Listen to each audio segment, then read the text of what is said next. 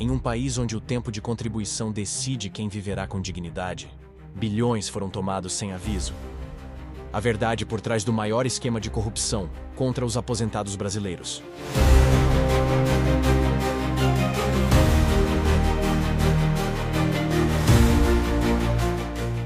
Milhões de brasileiros dedicaram a vida ao trabalho, esperando apenas dignidade na velhice. Mas o que acontece quando o Estado falha em protegê-los do próprio sistema? Esta é a história de um sistema que, fragilizado pela negligência, permitiu que bilhões fossem desviados diretamente dos mais vulneráveis. Um golpe silencioso, porém, profundo. A medida provisória 871 foi criada para coibir abusos. Ela exigia revalidação periódica para descontos em folha, protegendo aposentados de cobranças indevidas. Era um avanço, um ponto de ordem num cenário cada vez mais pressionado por fraudes. Sancionada em junho de 2019, durante o governo Jair Bolsonaro, a MP estabeleceu regras mais rígidas para a concessão de benefícios e a autorização de descontos no INSS. Sabemos que são extensas fraudes, não é só na Previdência. No seguro-defeso, nós achamos que 2/3 é fraude, no BPC tem fraude, no Bolsa Família tem fraude. Lamentavelmente é um país que se acostumou com a fraude. O objetivo era claro: impedir fraudes, garantir transparência e proteger quem já havia contribuído por toda uma vida. Mas em 2022, uma mudança sorrateira desmontou a proteção que havia sido construída. Num adendo estranho ao tema original, um jabuti legislativo, inserido na medida provisória 1107/2022, a obrigatoriedade de revalidação para descontos em benefícios do INSS foi simplesmente eliminada. O relator da proposta, deputado Luiz Miranda, foi o responsável por levar o texto à votação na Câmara. Paulo Eduardo Martins, que é inclusive atual vice-prefeito de Curitiba, que me relatou uma pressão de lobbies dentro do Congresso Nacional para alterar a MP. E mostramos ao longo da semana, inclusive, que esses lobbies vinham principalmente do PT e do Centrão. Aí o que aconteceu? 3 anos depois, quando começou a vigorar esse prazo de revalidação que a MP de 2019 estabeleceu, esses mesmos lobbies operaram para simplesmente revogar a necessidade de revalidação do desconto associativo. Conversei também com o relator dessa medida provisória, o ex-deputado Luiz Miranda, que me disse que sim, ele incluiu esse trecho nessa revogação a pedido de um grupo de parlamentares do Centrão. Aprovado em votação simbólica, sem registro nominal dos votos, o dispositivo seguiu para o Senado, onde a relatora Margarete Busetti, do PP de Mato Grosso, defendeu o texto sem alterações. Aprovado sem resistência, virou lei. Lei número 14.431 de 2022. A justificativa? A medida seria burocrática demais, segundo a base que apoiava o então candidato e atual presidente Lula. Pressões vieram de sindicatos e associações, que alegavam prejuízos a entidades legítimas. A articulação contou com apoio de parlamentares do PT, PSB, PDT e União Brasil. O que parecia um obstáculo burocrático era, na verdade, a última linha de defesa. E quando ela caiu, o sistema sucumbiu.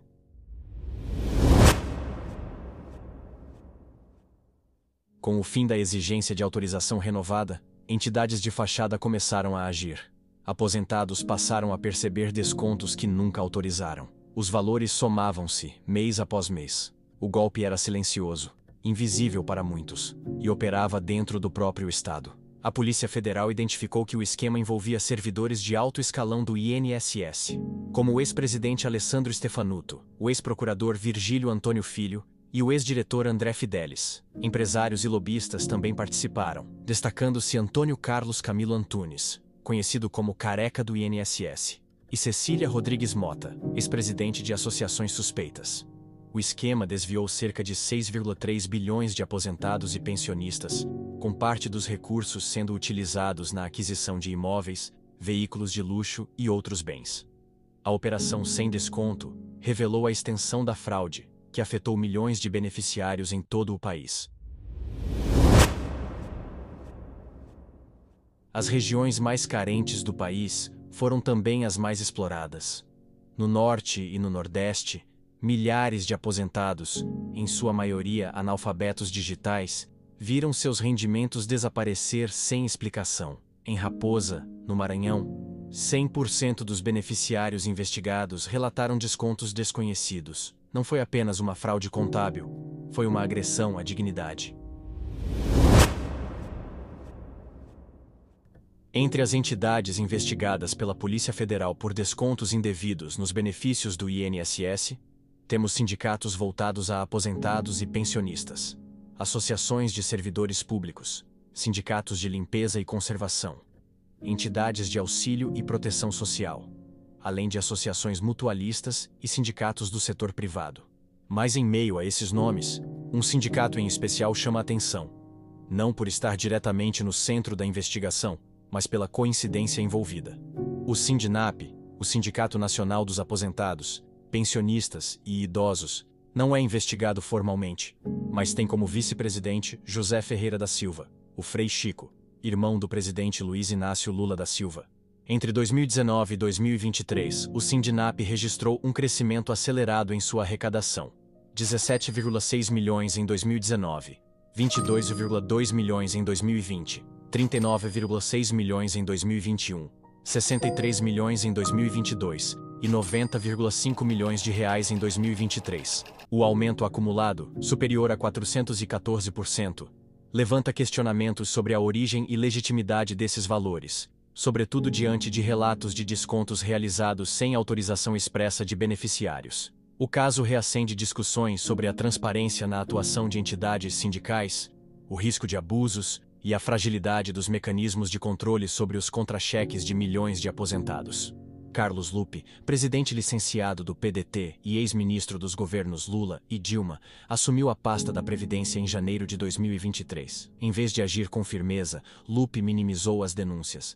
Disse que beneficiários se esquecem de ter autorizado os débitos e que não haveria caça às bruxas. A resposta gerou indignação. Parlamentares e especialistas cobraram providências. Mesmo alertado desde junho de 2023, Lupe só reagiu em maio de 2025, quando a operação sem desconto já estava nas ruas. Pressionado, Lupe deixou o cargo. No lugar de Lupe, assumiu Volney Queiroz, também do PDT, partido que faz parte da base do atual governo, e que, em 2022, liderou a derrubada da MP 871 de 2019. Uma medida provisória que, se estivesse em vigor, exigiria a revalidação periódica de descontos e poderia ter evitado a fraude revelada pela operação sem desconto.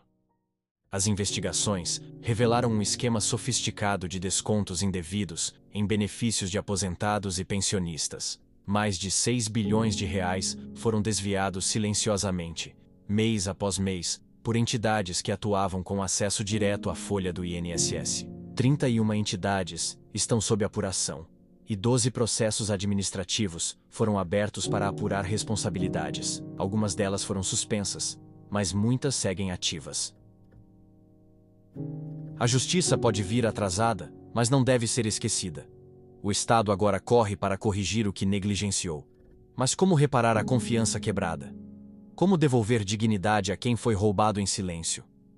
Com a palavra, a excelentíssima ministra do Planejamento.